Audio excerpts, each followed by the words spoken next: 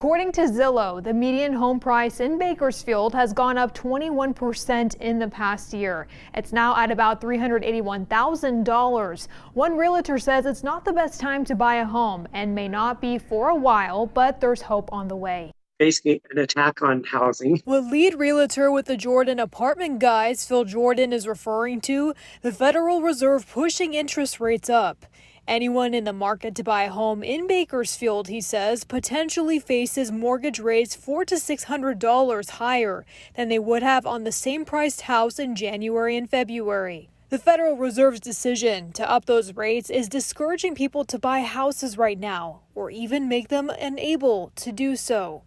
But that discouragement to spend across not only a hot housing market, but various sectors is kind of the point. And the thinking is if the interest rate's higher, then consumers will, rather than spending the money, try to save money. Or from the producer's point of view, it becomes more expensive to borrow, so they wouldn't necessarily borrow money, and which means that they're not producing as much. CSU Bakersfield Economic Chair Aaron Hegde says the surplus demand from an economy and workplaces opening back up, but a lack of domestic supply is causing inflation rates to soar.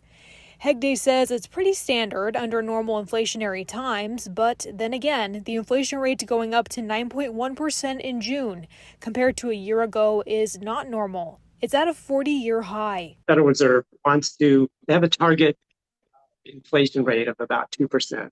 So with the CPI, Consumer Price Index, boosting up to 9%, that puts pressure on the Federal Reserve to push the interest rates up to slow down the growth. This in turn pushes those housing mortgage rates up, trends showing that interest rates will remain up to some degree until inflation goes back down to the Federal Reserve's desired 2%. With where our economy is right now, Jordan's projecting that to be the case for the next 6 to 12 months. But Hegde says there are some signs in the economy slowing down. Jordan adding that he projects the interest rates for houses to even peak this summer. Commodity prices are way down from where they were 3 months, 6 months, 9 months ago at the peak. A lot of copper, construction materials are down 30 and 20 to 50% in some cases.